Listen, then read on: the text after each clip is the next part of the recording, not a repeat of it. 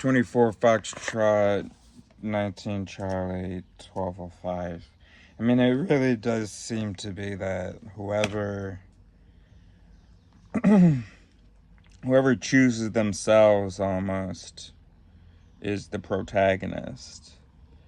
So Jacob, aka Israel, and he has this kid Joseph, and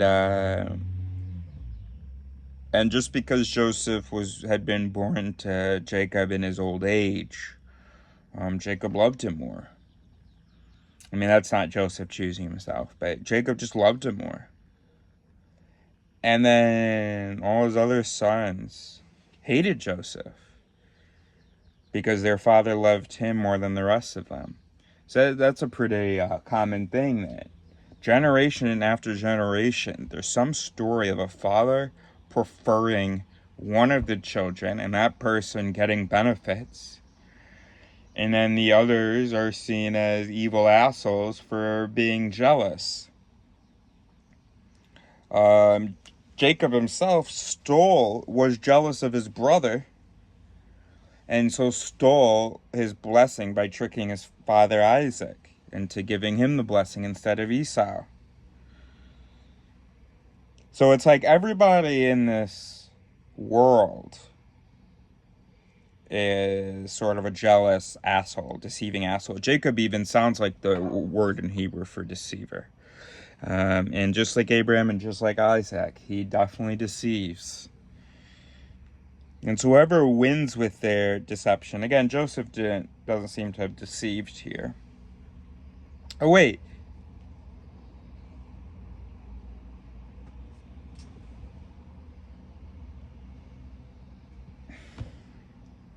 So Genesis 37:3 says, Jacob loved Joseph more than any of his other children because Joseph had been born to him in his old age.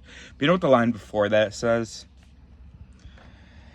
So all of 37:2, it's a little paragraph. This is the account of Jacob and his family. When Joseph was 17 years old, he often tended his father's flocks.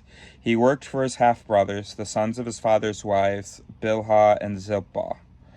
But Joseph reported to his father some of the bad things his brothers were doing. So this little rat gets loved more by Jacob. And the Bible's authors think it's because he had Joseph last. That's why Jacob loves him more. Whatever.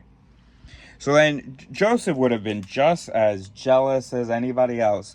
Also, why is he reporting? Why is he reporting like that? So Joseph would have, so it's, I mean, the chosen guy isn't better. It's just because he's chosen. And then everybody else gets fucked.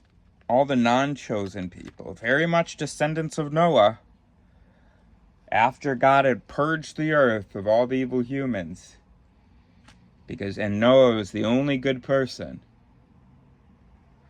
Every character in here after the flood are descendants of Noah, but they were all shit.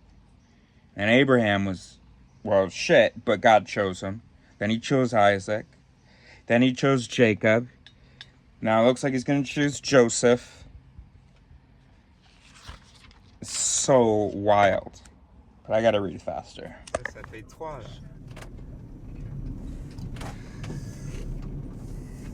Et maintenant, ça veut que je fasse quoi?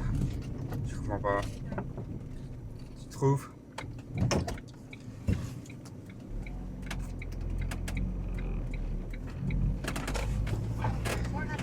Oui, oui.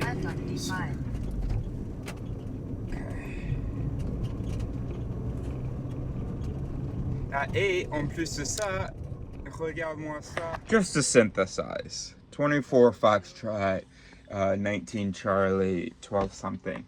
Just to synthesize, it seems to me, based on just the first 30 chapters of Genesis, and then also my basic knowledge of Jesus, it's, well, maybe, no, I guess Jesus got sacrificed. But it seems to me that this whole book, I can't really make that generalization, but it seems to me I still want to say it, though, because it's so tempting. Seems to me that this whole book is just based on a son getting special treatment from his father. Unjust, unwarranted. As I repeat again, that Jacob stole the blessing that was supposed to go to Esau. So whether that father is God or whether that father is Jacob with Joseph, the whole book seems to be about a son getting special treatment from their father. All the other children, all the other sons of God, sodomites, they're... And it's, again, I repeat, that the one's getting special treatment from God at any given moment has not demonstrated morality. We have not seen great generosity. We have not seen forgiveness, trust. They just keep deceiving and it's always about themselves and their descendants. It's never about their brethren. It's never about the brethren, which is what you get when, from the sentence that Genesis at least seems to be about a son getting special treatment from his father. That son is not looking out for his brethren. Jacob was only nice to Esau because he wanted to get back into his favor after his sons... No, this was before his sons murdered everybody. Jacob replied, "They are a gift, my lord, to ensure your friendship." Esau replied, "My brother, I have plenty. Keep what you have for yourself." But Jacob insisted, "No, I'm trying to manipulate you, because remember I stole your blessing? And now I need a place, I guess." Well, he actually says, "No, I have found favor. No, if I have found favor with you, please accept this gift from me. And what a relief to see your friendly smile. It is like seeing the face of God." Which you probably haven't seen. I've been seeing, though, because I got the blessing. "Please take this gift I have brought you, for God has been very gracious to me. I have more than enough." And because Jacob insisted, Esau finally accepted the gift. I haven't seen that kind of hesitation, that kind of morality from Jacob, where, "Oh, no, please, I have enough. Please, please, no." That was when Jacob and Esau make peace in Genesis 33.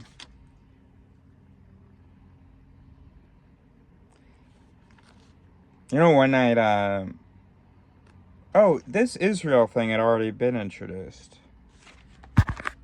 Because God and Jacob, I guess, literally wrestled. "Your name will no longer be Jacob," the man told him. "From now on, you will be called Israel, because you have fought with God and with men and have won. With your brothers, other children of God, you have fought with them and you have won. So you will be called Israel. And you are special."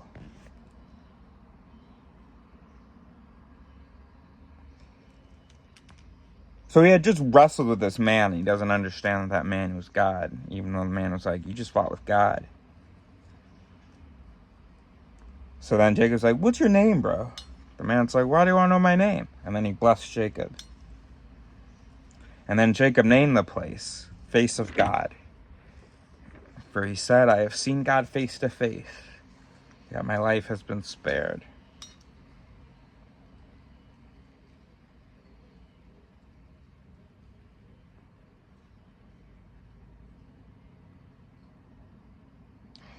And the man was not going to win this match against God. This is from Jacob Wrestles with God, Genesis 32. When the man saw that he would not win the match, he touched Jacob's hip and wrenched it out of its socket. Then the man said, "Let me go, for the dawn is breaking." But Jacob said, "I will not let you go unless you bless me." "What is your name?" the man asked. He replied, "Jacob." "Your name will no longer be Jacob," the man told him. "From now on you will be called Israel, because you have fought with God and with men and have won." "Please tell me your name." "Why do you want to know my name?" "You're blessed." Jacob 100% made up this story, bruh. This is so wild. This book is such a shocker. Heard about it my whole life. Even had heard that it was shocking. But I was too stupid to really believe that it was this shocking. And so I'm not saying anything interesting in these videos here. It's been known that it's shocking. I'm just realizing it for myself. This is so crazy. How come it doesn't happen that there's like someone who like grew up in the church? I mean, how come it isn't like a common trope that someone who grew up in the church and then actually read this and was like, wait, what?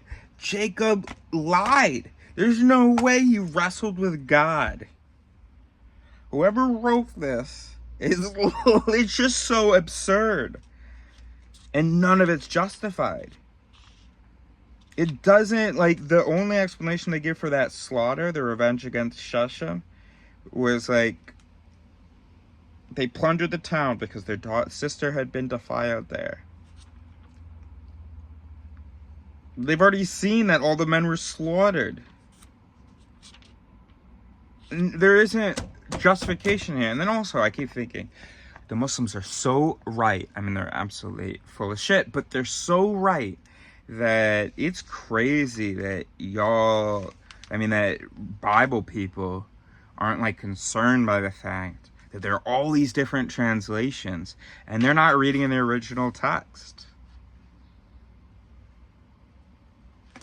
You know, it's easy to think of the Bible as having been written in English, or if you're French, as having been written in French, or if you're Spanish, as having been written in Spanish. You know, you come from a French Catholic or a Spanish Catholic country, you know, you're going to think that the original was in your language. You know, when I think of the French version, I think, oh yeah, so they have a translation, but they don't read it in English. And then I got to remind myself, wait, it wasn't written in English? Wow. I mean, that should be extremely concerning. I mean, it's already weak as fuck. One little translation could make a big difference. I mean, there is so little, if any, justification here or explanation that it'll be one sentence. And and then as language evolves and connotations change, if you think about it, Greek, Hebrew, you know, I don't know, maybe this part was just Hebrew. No, this part was Greek. I don't fucking know. It's so wild, bro. On peut aller à Sador. On peut descendre pour voir ça. Qu'est-ce que t'en penses? Oui. Moi, je vais reculer, moi. Je sais pas, je trouve ça pas beau de me garer. C'est pas militaire.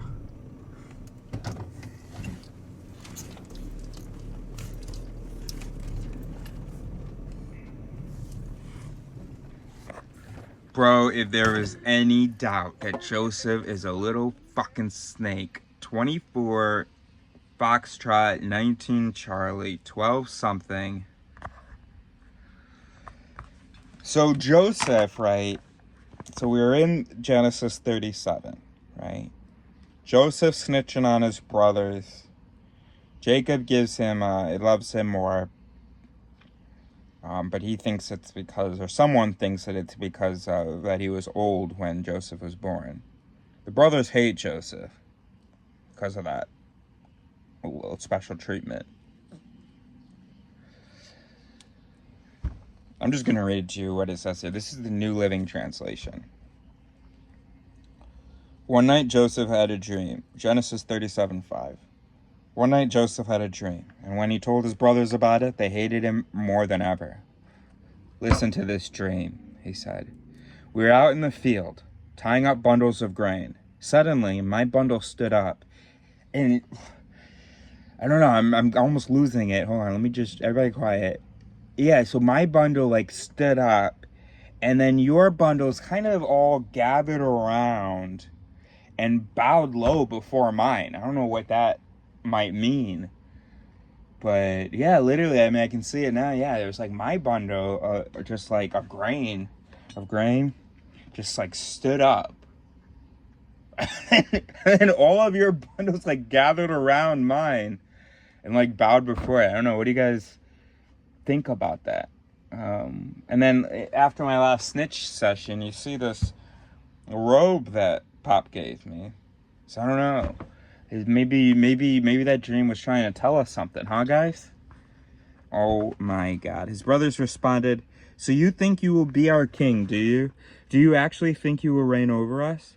And they hated him all the more because of his dreams and the way he talked about them. Soon Joseph had another dream. Let's see what this is. And again he told his brothers about it. "Listen, I've had another dream, all right?" He said, "The sun, moon, and 11 stars bowed low before me." This time he told the dream to his father as well as to his brothers, but his father scolded him. "What kind of dream is that?" he said. "Will your mother and I and your brothers actually come and bow to the ground before you?" But while his brothers were jealous of Joseph, his father wondered what the dreams meant. Can you tell my brothers? Because they don't feel like they're taking my dreams seriously. 11 stars bowed before me. Right? Right, so I'm the 12th. There's a thing of 12 probably, right? I mean, the math adds up. Yes, there was the sun and the moon, but just of the stars, there were 12 stars. I don't know what the sun and the moon are meant to represent. That's just what my dream was, guys. Oh my God.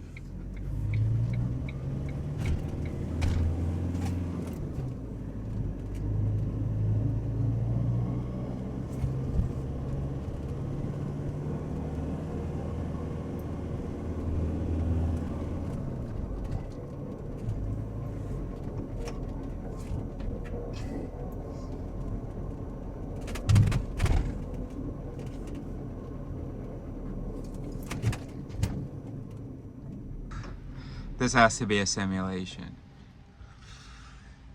A solipsistic reality. I'm being tested. Me, Aerosol. None of y'all exist. You guys may be based on entities that are also in simulations, like I am. But everybody hearing this word is just part of the simulation. And I get it. I'm being tested to figure out how quickly I figure out I'm a simulation. In the last 33 years, it's probably been like a 6-month program for some, I don't know, intelligence agency. And you're not accepting people who actually like believe that, not having evidence, but people are able to consider that possibility. I get it.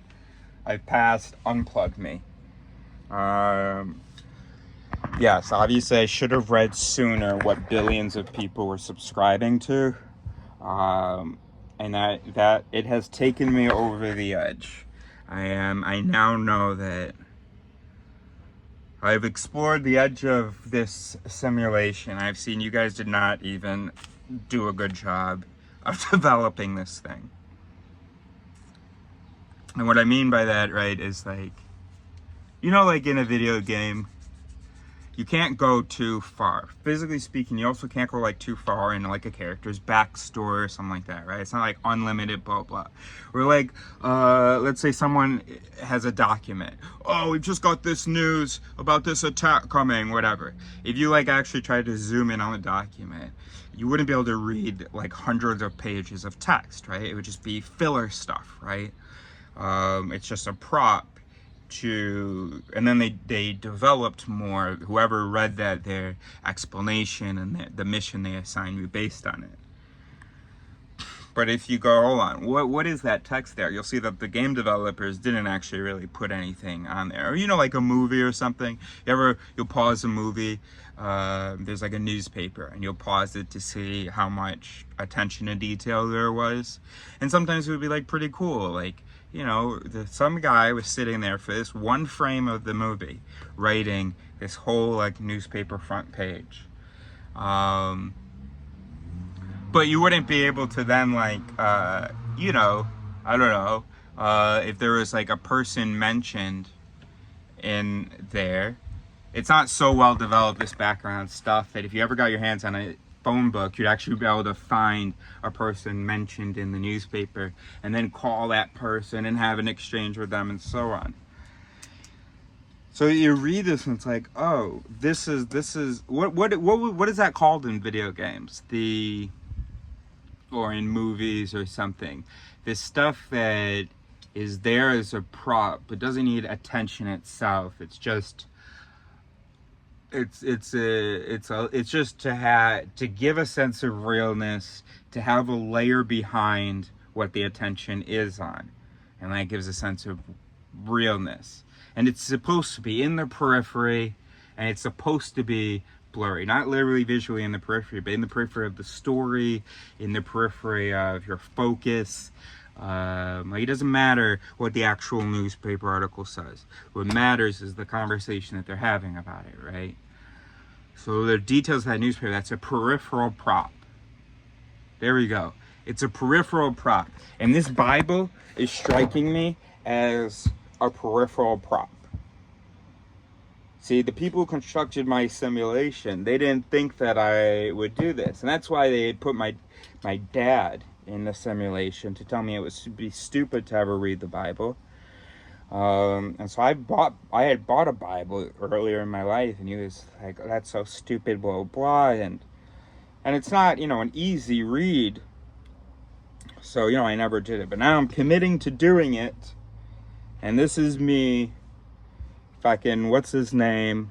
Jim Carrey's character. Going to the edge. Everybody told me to stop. All the other props, all the, you know, non-peripheral props told me to stop. But now I'm digging. And oh my God, you guys, this is obviously a simulation. I can't believe you wanted me to believe that there was a text like this. I don't care how stupid the NPCs may seem to me. There are no NPCs. They could take this text and base their life around it. No. I've already gotten through the whole concept of their universe. All the stuff they were saying about creationism, it's like 2 pages in here. You simulation developers, well, I guess you were, the idea is to see how quickly and I shouldn't probably be proud of myself. I'm sure there are people who, at the age of 13, were able to snap out of the simulation. Anyway, beam me up. Look at that. Look at that. It's raining. It doesn't rain here. you guys. And this silly little drizzle. And what? I'm cold in June in the south of Spain. You guys. Beam me up. I'm out of here. Whether I made it, you know what, and if I haven't made it in your program, if you're waiting to, if there's one more thing I gotta figure out, well, what else is there? I figured out the mind. Yesterday, I figured out consciousness. I know I need to still, like, sort of formulate it, but figured out consciousness. Figured out the mind, so I know basically why people believe all this stuff. Oh, I get it. I got you. Okay, don't beat me up. Don't beat me up. Okay, cancel. I got it. Because all that's good and wonderful. You guys know that in real life. But you made this simulation because the errors aren't easy to catch in real life. You've got some major world conflicts because of cognitive errors and stuff. But you aren't, I gotcha. You guys aren't smart enough to figure out how to resolve, you guys aren't smart enough to figure out cognitive errors because you don't have anybody to study to figure out cognitive errors. Oh, yes, you guys have cognitive errors, but, you know, it's like a dog trying to see the you know, it's like a dog trying to train a dog. So you guys had a brilliant idea. Maybe, I don't know whether there's no other species, like no other primates. Maybe you guys have killed all the other primates. So you really don't have any thinking organism to study whose thinking is inferior enough to your own for you to be able to understand it and be able to see the errors in it. And I get that. I absolutely 100% get that. Because most of what I've learned in my construction of it theory, as you guys have seen, was from observing Neo, observing a girlfriend that I had who, you know, I could clearly see the errors. She wasn't smart enough to sort of hide the errors from me. She wasn't near enough my intelligence for me to not be able to see the errors. And same thing with Neo, I can see the cognitive processes happening. My cognitive processes are not, they're smarter than Neo's enough to be able to actually evaluate Neo's, compare them to what it should be, etc. But you guys can't compare the systems around you to what should be because, well, what you are is here. What they are is here. There's no way to conceptualize what should be, because what should be really is where you are, right? Or, you know, where you are at the best moment. That's your highest perspective of intelligence, your best moments of intelligence. So even if your best moments of intelligence are higher than your average moments of intelligence, it's not high enough maybe to really meaningfully evaluate. What you need is a distance like this. And because you killed off all the primates, and because in your truth wars all the dumb people died, you guys are no longer able to improve. You're just like, yeah, 1 + 1 seems like 3 to me too. I don't know. I got y'all. So you had a brilliant idea. It's not a test to figure out whether it's a simulation. I got y'all. You've had a brilliant idea. I'm one of you. You sent one of you into a simulation where the other characters, or where there are enough other characters, billions, that are less intelligent than we are, so that we can actually evaluate. And you put me here, made it impossible for me to do anything else except for think about this stuff. I gotcha. This is why the ADHD, the autism, because I needed to, you've probably had other people go into the simulation, and they just got caught up in the capitalist thing. They're like, oh wait, hey, I'm so much smarter than all these people, I can just make a ton of money. And then they made a ton of money, and you're like, oh my gosh. Or there are some that, like David Foster Wallace, I got too depressed, or they were too creative, or they applied their creativity to the wrong things, rather than understanding the stupidness. Rather than understanding stupidity, they were just like, all right, I'm going to be smart then, and show people how smart I am. So you pulled David Foster Wallace out early, because he was probably even smart relative to you guys, and so you needed him back up there, because he wasn't doing jack shit here. I gotcha. Wow, it's amazing to literally figure out reality and what's happening, what your purpose is. I gotcha. Now it all makes sense. I gotcha. That's why the ADHD, because if I went and got involved with other smart people, but why didn't you just make them all dumb? Ah, because you wanted me to feel like there are other smart people here. Well, yeah, and you knew I couldn't figure out by myself, so you needed me to be able to interact with other smart people or learn from other smart people, but you needed me to not be too close to them. So you're like, okay, keep him out of academia, but in his world, obviously, he can't be just all alone. He'll kill himself like probably other people have before me that you sent in.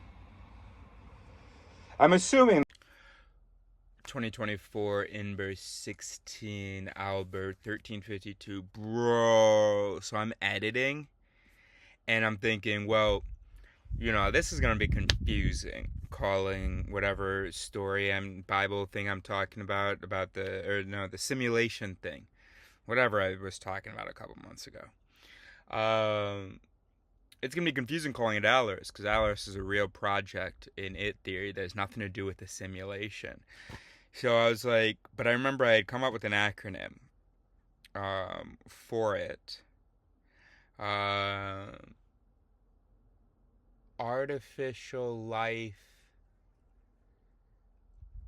Oh, I don't remember. Okay, but and so maybe the acronym can be just reorganized, or maybe it can be put in French because sometimes French acronyms are backwards. Anyway, here's the point.